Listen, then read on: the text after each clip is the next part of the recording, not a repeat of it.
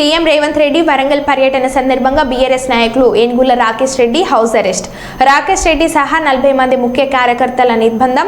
రాకేష్ రెడ్డి 2 రోజుల క్రితం తెలంగాణ భవన్లో ప్రెస్ మీట్ నిర్వహించి సీఎం రేవంత్ రెడ్డి వరంగల్ టూర్పై పలు విమర్శలు చేసిన నేపథ్యంలో అలర్ట్ అయిన అధికార యంత్రాంగం